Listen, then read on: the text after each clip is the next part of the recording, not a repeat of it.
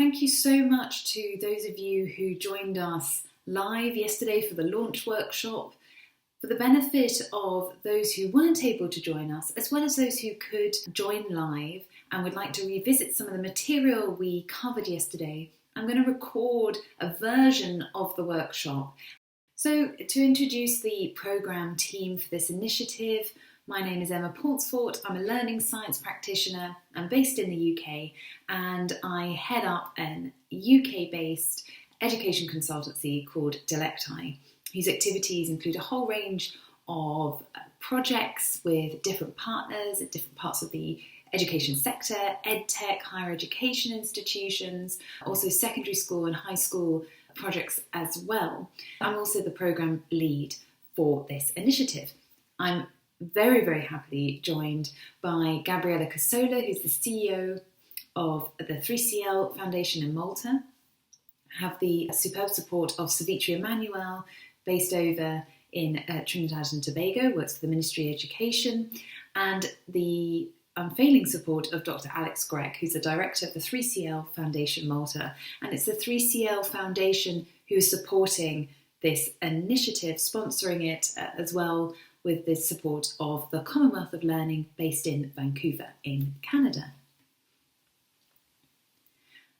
If you have any queries or questions about the content of the initiative, how it's going to run, any technical queries, I'll give some details at the end of email addresses whom you can reach out to.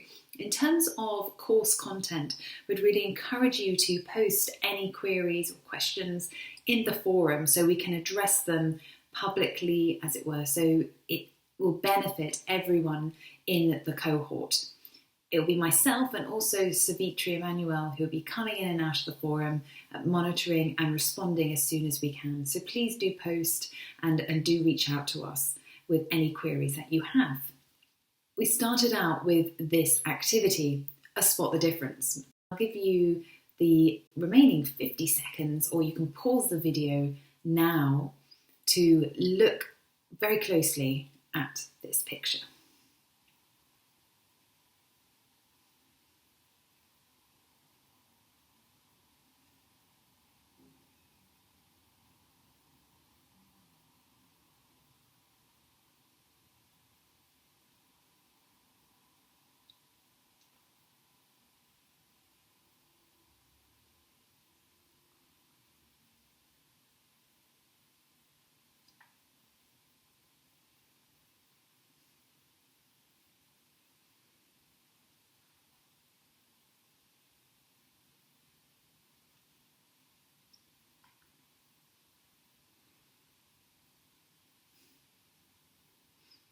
I hope that this will become clear as to why I've chosen to take this activity to frame our session, and I'll return to it at the end.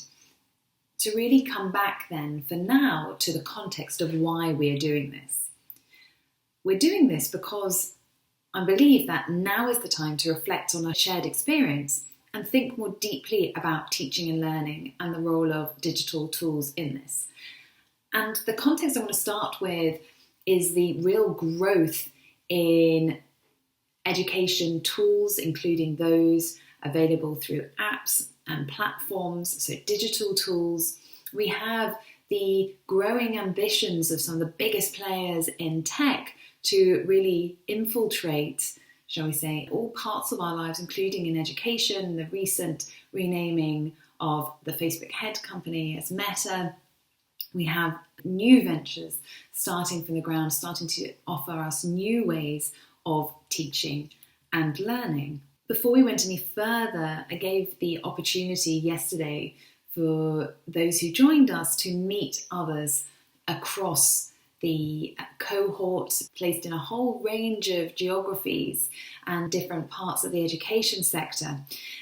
What I'd say at this point is that whilst individual reflection is really important and is what we're really pushing for in this initiative, really encourage you to take the opportunity to come into the forum and share experiences with colleagues in different geographies and contexts.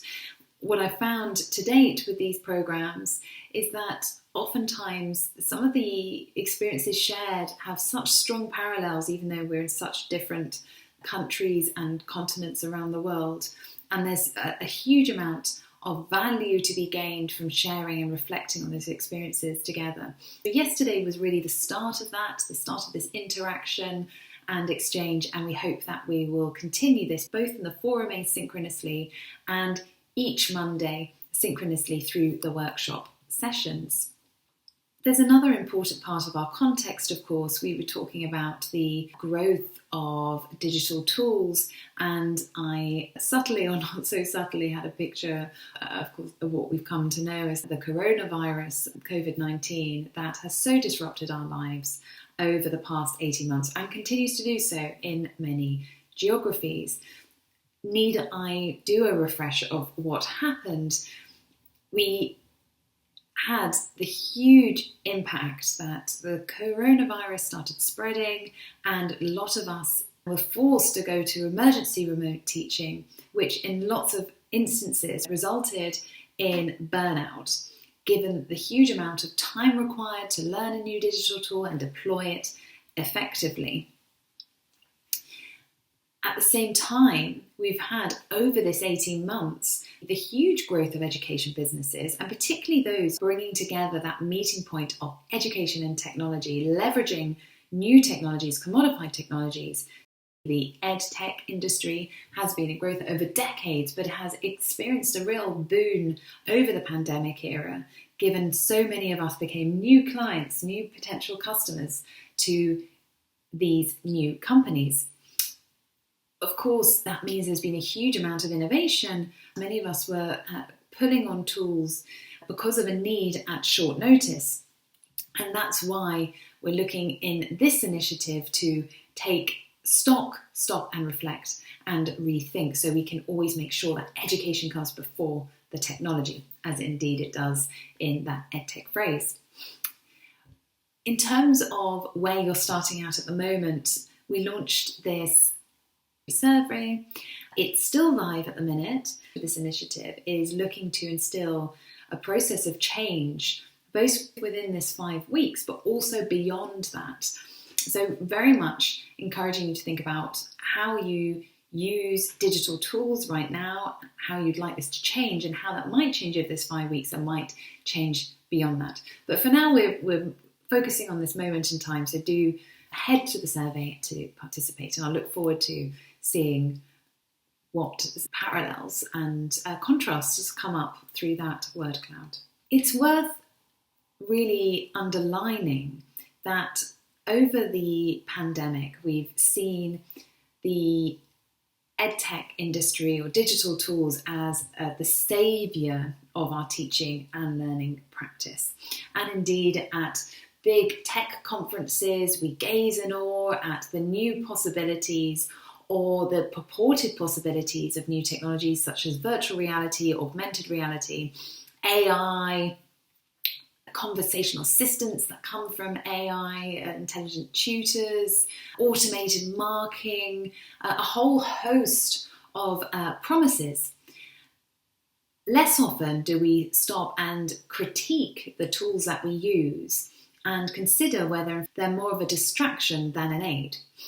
At this point yesterday, I encouraged people to share the name of a tool that they have found difficult to use or distracting, or perhaps that they found that their students have found difficult to use and distracting. So there can often be a split between a tool that we think will be really useful, and then when we deploy it doesn't quite have the positive impact we intend. And this was a much more difficult task. My suggestion of something that I found more challenging is, for example, using Google Docs with a really big cohort. The reason being that everyone coming into the same document at the same time might feel a really positive way to nurture co-creation. What in fact happened in my instance is that there were so many people coming in and so much activity that there was a lot of distraction. So it created a difficult setting to really focus on the task. And there might be a whole host of other instances where you found using technology is actually created more problems than it was worth, and perhaps different ways of delivering content and engaging students in that content were actually much more efficient. So something to consider as we're going over these few weeks is not just the tools that really work, but also the tools that maybe don't work so well or could work better. We should remember that as educators, as teachers and as learners, we are the best place to comment on the efficacy, the utility of these tools. And indeed, those who are leading these ventures want us to feedback and tell them what works and what doesn't. We've talked quite a bit about the use of digital tools within the setting of the pandemic. Yesterday, we had the opportunity to go into breakout rooms and exchange experiences of emergency remote teaching and also reflect on the tools that were useful. Some really interesting points that came out of this: the challenges of assessment and remote assessment, overcoming plagiarism, of course the digital divide, the challenge of connectivity. We might think about the challenges of bandwidth. So if we're deploying video material like this, it might be that not all of our students can actually access it. A whole raft of experiences here. So the opportunity to continue this discussion remains in the forum. I've talked a lot about, up until this point, that we are really looking at this initiative to create the space to take stock. It's a twin context of which we're taking stock. It's the COVID pandemic, and it's the growth of education technology and the tools that are peddled to us to use in our teaching and learning. As a framework for this critical reflection, I'd like to introduce this model, which is the critical and creative cycle, and is my working reimagining of Bloom's cognitive taxonomy, which was introduced in the middle of the 20th century to much critical acclaim, in that Bloom's taxonomy is now readily deployed in classrooms and lecture halls around the world to promote more advanced levels of thinking.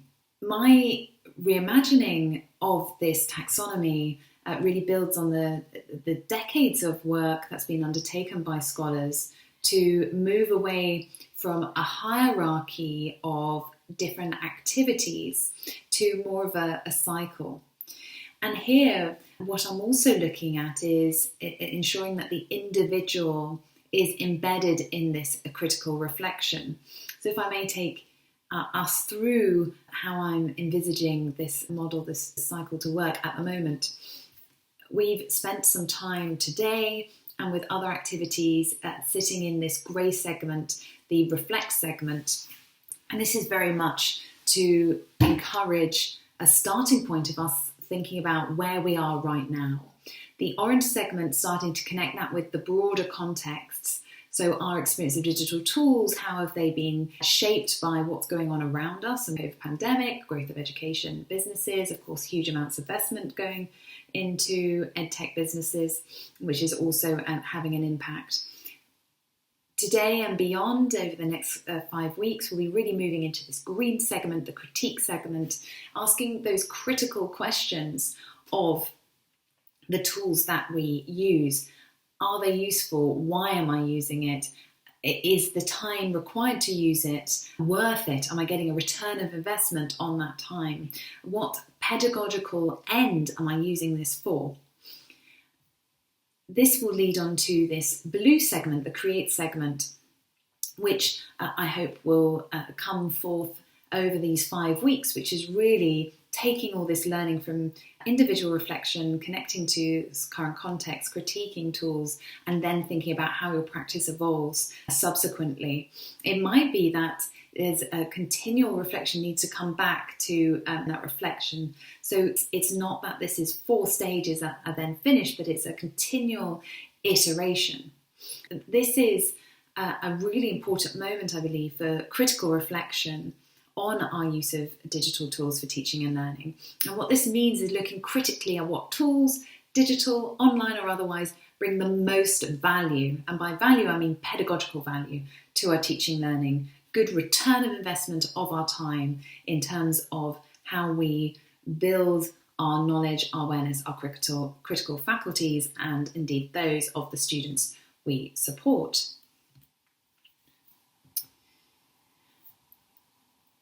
And to really underline the point that going through this process is what we should mean by active learning. There's been a huge amount of literature produced on this often misunderstood term of active learning. There's a great blog post by Jennifer Gonzalez, who leads the Cult of Pedagogy blog, entitled The Grecian Urn. I'll provide a link for that. And she talks about this sort of misguided idea that setting up an activity, for example, building a Grecian urn as a way of understanding ancient Greek culture, is misguided in that it's activity, but it's activity with hands which isn't the focus. And actually what we should be doing is focusing on honing in on cognitive activity. And this is what has been really put forward by Richard Myers and other educationalists of our era. Active learning is being cognitively active. We need intellectual exertion if we are to be learning actively. And this is what I'm looking to model. My aim is that it provides the framework and a model for you to then bring into your own teaching, your own practice, and indeed your learning as well. So to come back now, here is our visual that I showed at the beginning, 50 seconds to look at all the differences that might exist between this one and the image that I showed you before.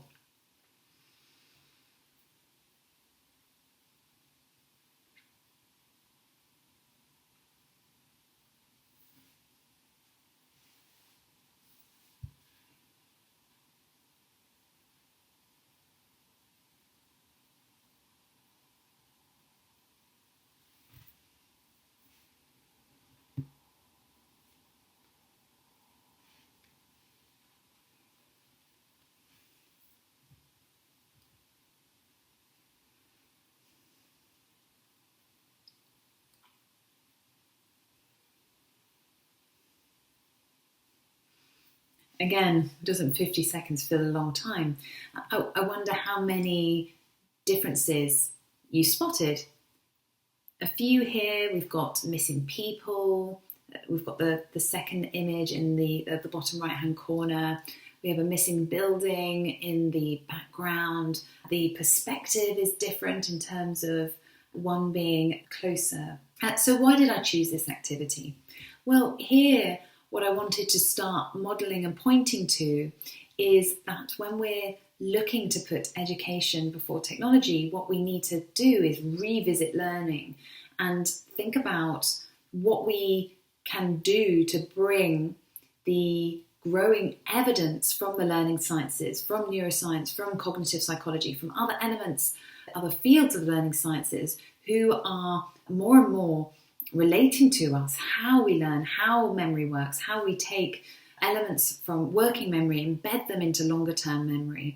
And this is really what should be our starting point, should underpin the use of any digital tool. So for example, here with this spot the difference, I spaced these out yesterday by about 50 minutes. Here it's been probably about 15 minutes.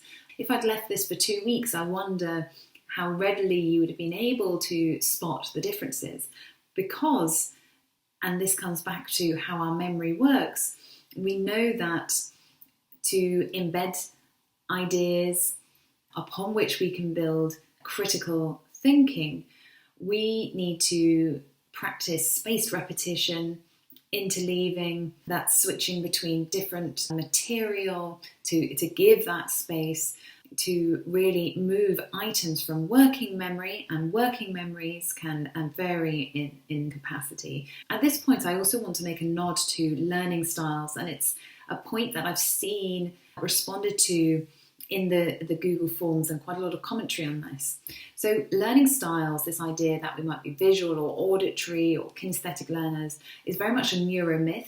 So this idea that we learn according to styles, an idea that was propagated but actually has been shown not to be based in evidence. So when we're talking about different methods of learning, what we should be looking at is different working memory capacities and different ways of embedding ideas that are brought into working memory into long-term memory. This is something that we will come back to, but to really underline at this point that the reason that it's interesting that we can deploy a spot the difference activity and see how much people remember is that it indicates to us, it's our link to our knowledge of how our memory works, and following from that, the knowledge of pedagogy, which should then underpin our choice of any teaching method, whether it uses a digital tool or not. And this brings me to this initiative overall. To give a summary here, what are we doing? We're encouraging you to join a global community of practice. We're giving you the opportunity to connect with other educators around the world and discuss and digest curated material. There'll be 4 topics, and this will take place over 5 weeks. And for each topic, I've chosen a curated reading, a video, an audio clip. I envisage that the time commitment required from you will be within an hour for a basic engagement with each topic. But of course, this is very much an initiative that gives you the opportunity to get as much out of it and give as much time to it as you would like. Each topic will be released weekly on a Monday, and we'll digest and consider some of the content that has been discussed in the previous week. If you haven't already joined the course platform, here's the link, bit.ly/DTL 2.1. If you're curious to see a snapshot of what we will be covering, you can head to bit.ly/DTL preview. Here I've used Wakelot, one digital tool that's quite useful for curation and co-creation of ideas. There was an interesting comment in the chat yesterday about its limited utility for assessment, which is very, very true. I think this brings us to the question of managing our expectations when it comes to a choice of a digital tool. Yes, wouldn't it be wonderful? We could co-create, assess, manage all in one place, but oftentimes this is not the scope of the tool. So starting out, for anyone who hasn't registered as yet, is to head to bit.ly/DTL21, enrol on the course Digital Teaching and Learning, the pre-edit. Once you access the course, in terms of engaging with the material for week 1, you can head to course home, and we have the reading there listed at the bottom, the EdTech Boom. And I present the reading that I've chosen for this week. Quite a lengthy reading, but very insightful. And it might be that you dip in and out or just take sections. Once you've engaged with part of that reading, the blog post, do head over to the pinned discussion in the forum, which is under lectures and assignments. So just to point out here that you have general discussion and then lectures and assignments. And that pinned discussion there is for you to respond, share your responses to the couple of questions that I ask relating to that reading, which is taking an element that's discussed in the blog post and reflecting on it. If you would then like to delve further or indeed share tools, ideas relating to EdTech, you can head over to Wakelot, and I've set up a board, effectively. It's a digital cork board where you can add and share ideas there, and quite in a visually appealing way. So another avenue for you to share and exchange experiences. The QR code down here will take you straight to it. And also this is hyperlinked, this screenshot here.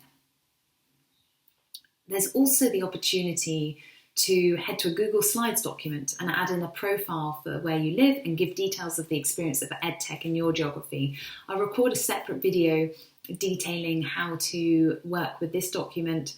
And again, this is really an extension activity and an opportunity for all of us to learn from each other about the use of EdTech tools where you live in your region, in your country, in your area. The vision for this initiative is that what we learn from you will help shape a much more extensive programme delving into all of these topics at much greater length. So to come back to the framing of the programme. What we've set up here is a start of course reflection. And coming back to our critical and creative cycle, this is bringing us back to this grey quadrant, the reflection, individual reflection. We'd encourage you, before you set out, to stop to reflect on your current digital teaching and learning practice.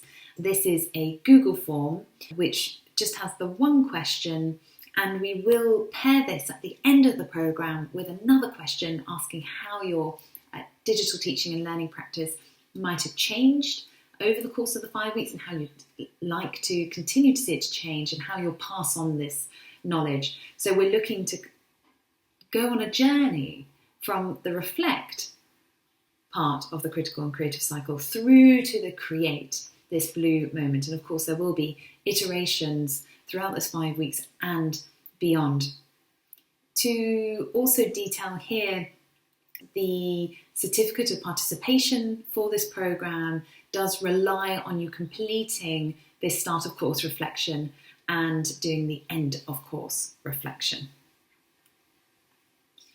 We will regroup again next Monday to digest the first week of material and discuss how people have responded to that material in the previous week, and also introduce the second week material. So this will be another opportunity to meet live with colleagues from across the world and exchange ideas in a workshop format. So if you can join, we'd be delighted to see you again next Monday. At this point, it just leaves me to say that it's a huge pleasure and privilege to have worked on bringing together this programme. I talk about it as an opportunity for you to connect with other educators around the world and discuss and digest curated material. But in many ways, it's a huge opportunity and privilege for me to connect with you and really ensure that all of the content that's created responds to the needs and the interests that you currently have, and more broadly to fit into the bigger ambitions of my work. It's about bringing all of the fascinating theory and evidence and pairing that, connecting that, building the bridge between that evidence with practice. We have 4 topics. We have 5 weeks. We have a superb team, and we will also be joined by Dr. John Cook in our latter weeks, who is the founder of Cranky Uncle, a superb resource about which you'll find out more later down the line. So do feel free to join us. Do reach out to us if you've got technical queries or any other content queries on these email addresses. I look forward to seeing you in the live sessions on the Mondays and asynchronously in the forums. Thank you so much for joining.